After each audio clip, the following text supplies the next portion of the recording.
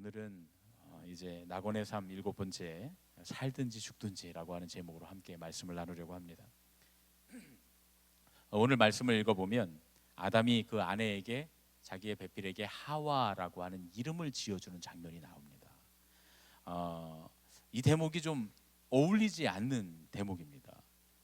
이 아담이 이미 만물의 이름을 다 지었는데 아직까지 자기의 아내의 이름을 지어주지 않았다라고 하는 것도 좀 의문이고, 또 여기에 아내의 이름을 아담이 이 대목에서 지어주는 대목이 굳이 꼭 여기에 나와야 하는가라고 하는 것도 좀 이상한 어색한 대목이다 할 수 있습니다.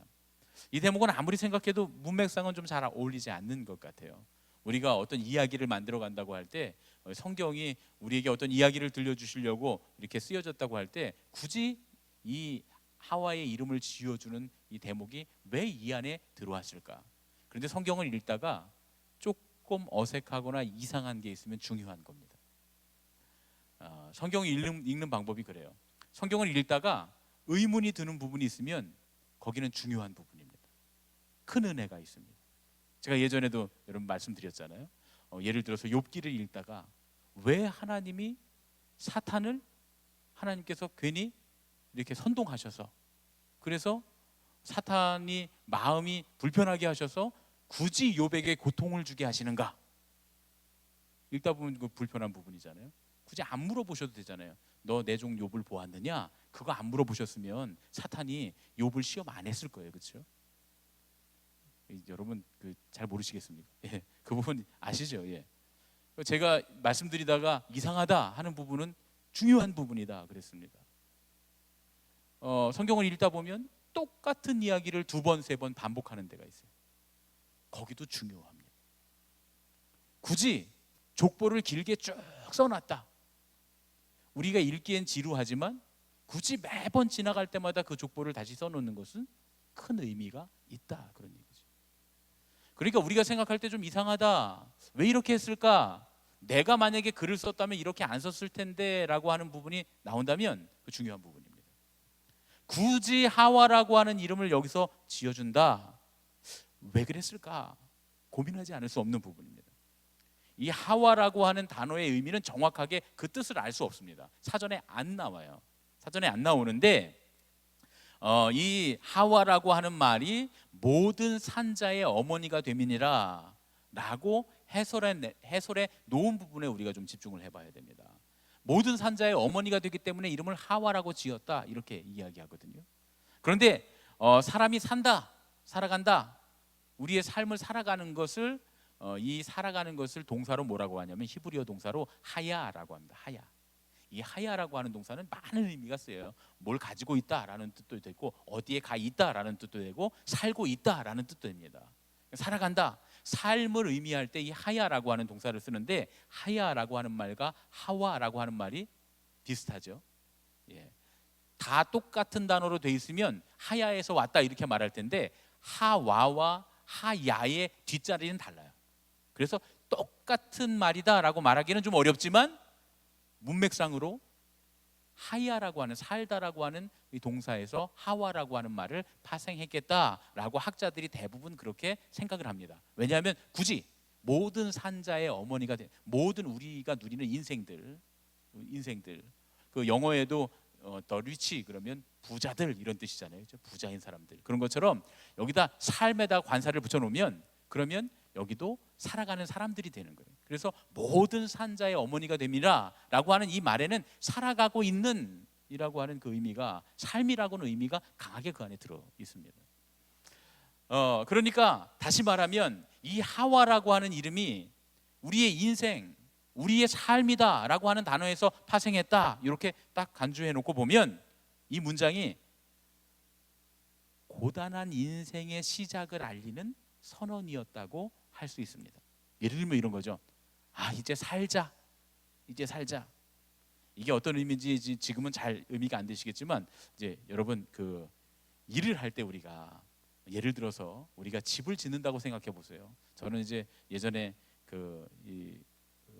군대에 가면 군대에서는 그런 일들을 많이 하잖아요. 무슨 이 수로를 정리한다든가 풀을 벤다든가 뭔가 작업을 해야 되잖아요.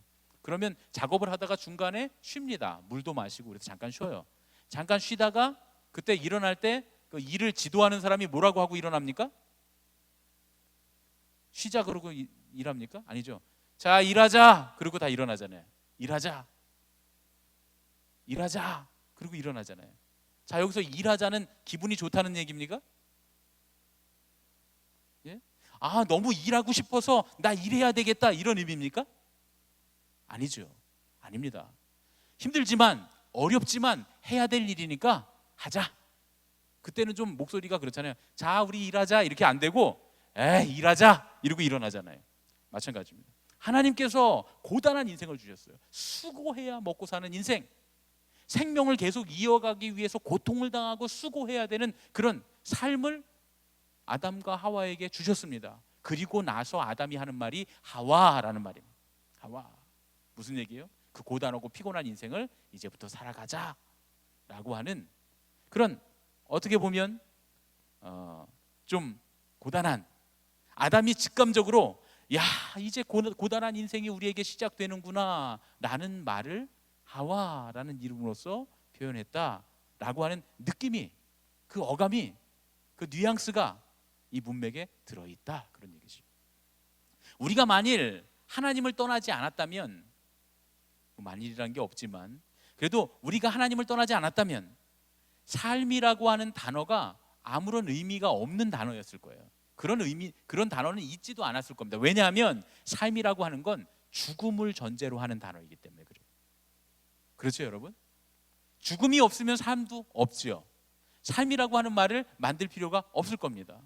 죽음이 없으면 생명이라고 하는 말 만들 필요가 없는 말이잖아요. 왜냐하면 안 죽는데요.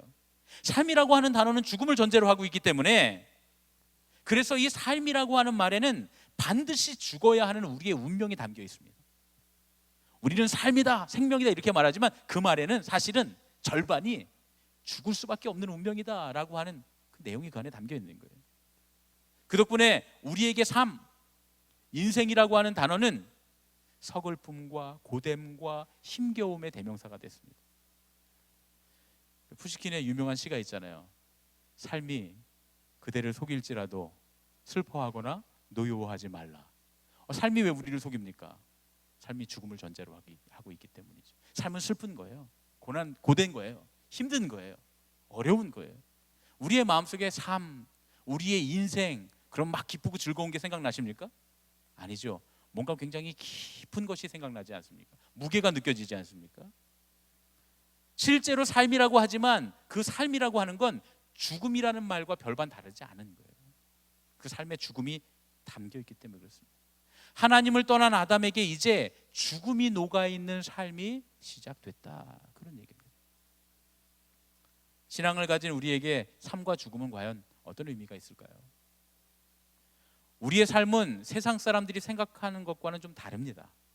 우리가 생각하는 삶은 세상 사람들이 생각하는 삶과는 좀 그 의미가 달라요. 왜냐하면 그 생명이 우리에게 있지 않기 때문에, 그 생명이 우리의 소유가 아니기 때문에 그렇습니다. 하나님을 떠난 아담에게 사망이 들어온 것처럼 우리의 죽음은 하나님과의 관계가 끊어진 거예요. 여러분, 이 아담이 낙원을 잃어버렸다, 태초의 사람들이 낙원을 잃어버렸다라고 할 때 드는 감정이 어떤 감정입니까? 우리는 대부분 그 낙원에서 떠나게 됐구나, 푸른 초장 맑은 물가에서 뒹굴뒹굴하면서 사과를 따먹으면서 이렇게 지내는 그 천국 같은 삶이 끝났구나, 보호해주는 좋은 환경, 우리를 보호해주고 행복하게 하는 그런 좋은 환경에서 떠나게 됐구나 라는 생각들을 주로 하게 되지 않습니까? 그렇죠, 여러분? 실낙원은 에덴 동산이라고 하는 곳에서 아담이 쫓겨난 것에 대한 그런 이미지를 우리가 다 갖고 있어요. 그래서 실제로 실낙원과 관련되어 있는 예술 작품들을 보면 아담과 하와가 이렇게 에덴 동산에서 쫓겨나는 그런 장면들을 그리고 있습니다. 그런데 여러분, 정말 중요한 건 실낙원은 그런 걸 잃어버린 게 아니에요. 왜냐하면 아담과 하와에게 천국은 에덴 동산의 그 무성한 나무, 좋은 과일들, 그 좋은 환경들, 이게 낙원이 아니었기 때문에 그래요. 그게 천국이 아니기 때문에 그래요. 그렇게 착각합니다. 우리는 그러고 살아요. 그러니까 우리가 인생 살다가 직장 잃어버리면, 월급 많이 나오는 좋은 직장 잃어버리면 천국을 잃어버린 것처럼 생각해. 내가 살던 좋은 집에서 좀 어려움이 있어서 좀 작은 집으로 이사를 가거나 내 집을 갖고 있다가 갑자기 월세로 가거나 그러면 천국을 잃어버린 것처럼 슬퍼하고 힘들어합니다. 안 그렇습니까, 여러분? 솔직하게 한번 우리가 생각해 보자, 그런 얘기예요. 건강하게 육신으로 막 뛰어다니고 즐겁게 놀다가 즐겁게 살다가 갑자기 건강을 잃으면 천국을 잃어버린 것처럼 슬퍼합니다. 뭘 제일 두려워하세요? 그런 걸 두려워하잖아요, 우리는 다. 그래서 아담과 하와가 에덴 동산에서 쫓겨났다, 천국을 잃어버렸다라고 하는 걸 에덴 동산의 좋은 환경과 거기서 있는 그 생명력 넘치는, 그리고 그 맛있는 과일들, 거기서 함께 어울러 놀던 그런 관계들, 그런 것들이 끝났다라고 생각하는 거예요. 에덴 동산에 쫓겨났다 이렇게 생각합니다. 여러분, 천만의 말씀입니다. 진짜 잃어버린 천국은 뭐냐? 하나님과의 관계가 끊어진 거예요. 지난 주간에 저희가 말씀드렸잖아요. 제가 하나님과 사람 사이에 나무가 가로막았다. 그래서 하나님과 사람 사이에 나무 뒤로 사람이 나무를 사이에 두고 하나님으로부터 숨어 들어간 것이 죄이고, 그렇게 함으로써 그 나무마저도 타락시켰다. 하나님과 사람을 가로막는 장애물로 타락시켰다. 여기서 사람의 비극이 오게 된 거예요. 그러면 낙원 잃어버린 게 뭡니까? 하나님과 관계가 끊어진 거죠. 그럼 천국은 뭡니까? 생명은 뭡니까? 하나님과의 관계가 이어진 거죠. 아무리 우리가 숨을 쉬고 있다고 해도, 펄쩍펄쩍 뛰어다닌다고 해도 하나님과의 관계가 끊어진 삶은 죽은 거예요. 반대로 아무리 이 세상에서는 다 죽어서 한 줌의 티끌이 돼서 사라졌다 하더라도 하나님과의 관계가 지속되는 삶은 죽은 게 아니라 산 겁니다. 예수님이 그렇게 말씀하세요. 그리고 히브리인들은 그렇게 생각하고 있었어요. 예수님께서 부활에 대해 말씀하실 때 이렇게 말씀하십니다. 누가복음 20장 37절 38절 말씀인데요, 우리 함께 읽겠습니다. 시작. 죽은 자가 살아난다는 것은 모세도 가시나무 떨기에 관한 글에서 주를 아브라함의 하나님이요 이삭의 하나님이요 야곱의 하나님이시라 칭하였나니, 하나님은 죽은 자의 하나님이 아니요 살아있는 자의 하나님이시라. 하나님에게는 모든 사람이 살았느니라 하시니. 이것만 읽어보면 이게 무슨 뜻인지 잘 모르겠어요. 왜냐하면 아브라함도 죽고 이삭도 죽고 야곱도 다 죽었는데 하나님 그들이 살아있다는 거예요. 그리고 모든 사람이 다 하나님에게 있어서 살아있다는 거예요. 그러면 하나님, 그렇죠, 하나님은 없는 것도 만드시는 분이고 무에서 유를 창조하시는 분이고 그냥 우리의 이름을 부르는 것만으로 우리를 만드실 수 있는 분이니까 하나님 앞에는 없는 게 없고 죽은 게 없고 다 살아있는 거겠죠. 그런데 이 말씀은 그런 의미가 아닙니다. 38절의 말씀만 우리 다른 번역본으로, 새 번역으로 함께 읽어보겠습니다. 읽겠습니다. 시작. 하나님은 죽은 사람들의 하나님이 아니라 살아있는 사람들의 하나님이시다. 모든 사람은 하나님과의 관계 속에서 살고 있다. 여러분, 이게 원어를 가장 잘 해석한 성경입니다. 표준 이 세번역 성경이요. 이 세번역 성경이 지금 원어를 그대로 해석한 거예요. 다시 말하면 아브라함과 이삭과 야곱이 죽었는데 왜 살아있느냐? 그들은 육신은 죽었지만 하나님과의 관계에서 살아있는 거예요. 그래서 하나님은 산자의 하나님이시라 하지 않았느냐, 아브라함의 하나님, 이삭의 하나님, 야곱의 하나님이라고 하지 않았느냐라고 말할 때 이스라엘 사람들은 전혀 거부감이 없었어요. 우리가 들을 땐 다 죽었는데 무슨 소리야 라고 말하겠지만, 이스라엘 사람들은 이미 모든 사람은 하나님과의 관계 가운데 살고 있다는 이 사실을 알고 있기 때문에 아브라함의 하나님, 이삭의 하나님, 야곱의 하나님, 그들은 다 죽었으나 하나님 앞에 산자이다라고 하는 말을 그들이 그대로 받아들였어요. 전혀 이상한 게 아니었어요.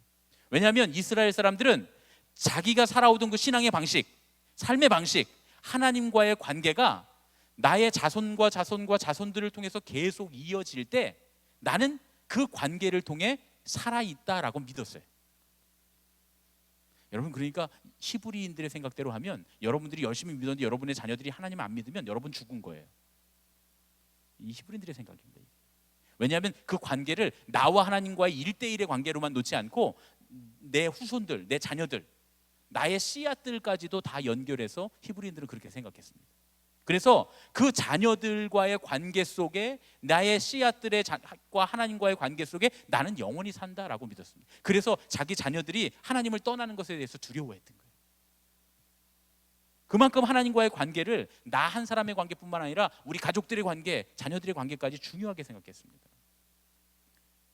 그런데 예수님 뭐라고 말씀하시냐면 이런 사람들에게 죽은 자들이 다시 사는 것에 대하여 라고 말씀하시면서, 죽은 자들이 다시 사는 게 뭡니까?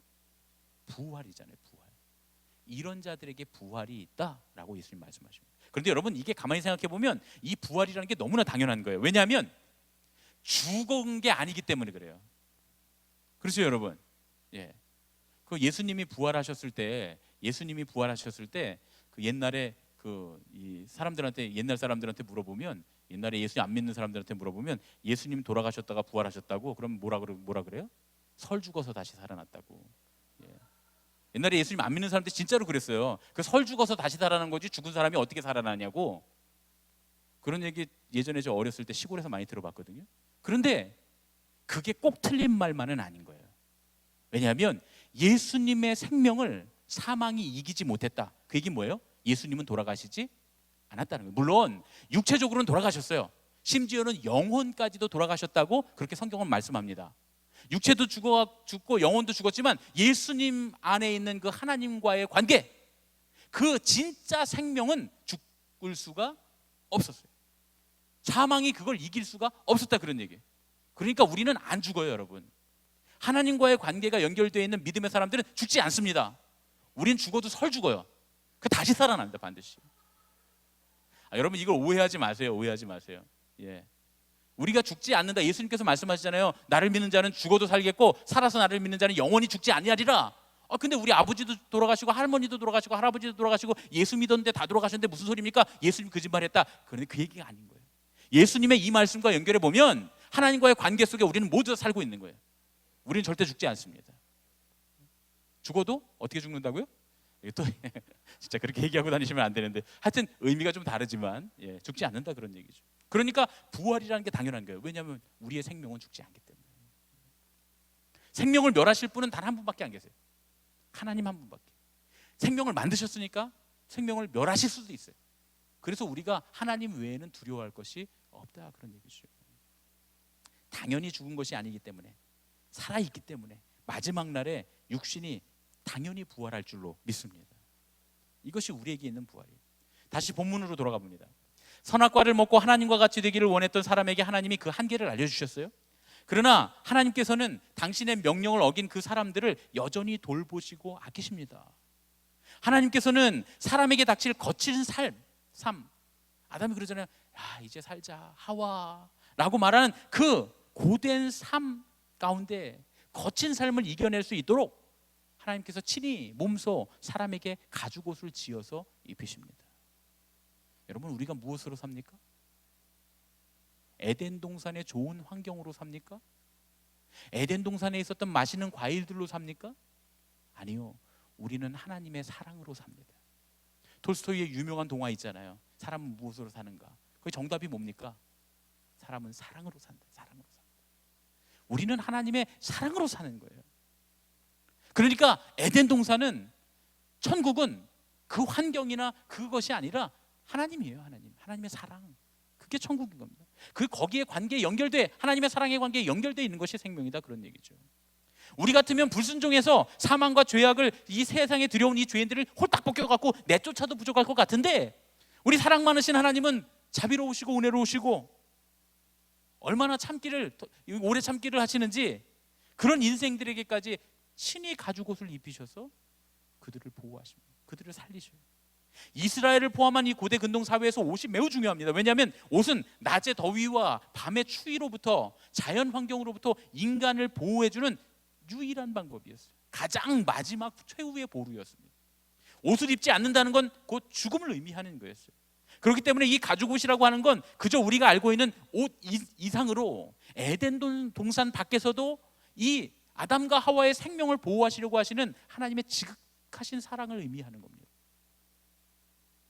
비록 하나님 앞에서 불순종하고 어리석고 죄악된 존재이지만 하나님은 사랑하셨다, 그럽니다.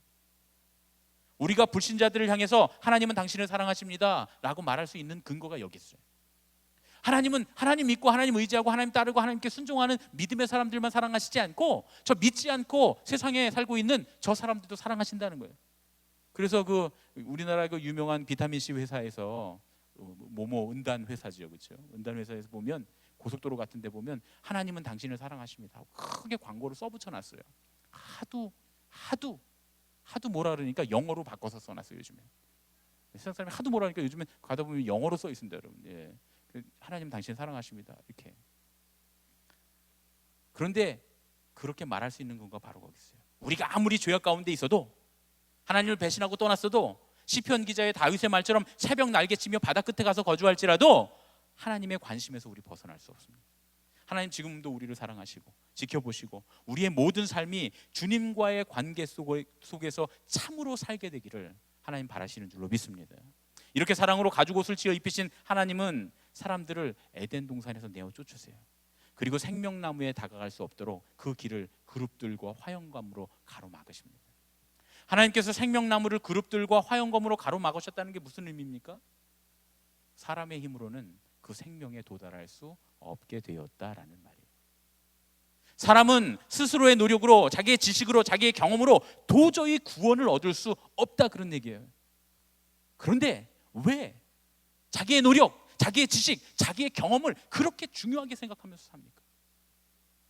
하나님의 원리보다, 하나님의 법칙보다, 하나님의 말씀보다 내 생각, 내 지식, 내 경험, 나의 노력, 이것도 중요한 겁니다 하고 왜 자꾸 주장하냔 말이에요. 우리 그거 주장하잖아요. 아니라 그런 얘기예요. 우리는 우리의 힘으로 도저히 영원한 생명을 얻을 수 없고 구원받을 수 없는 존재입니다.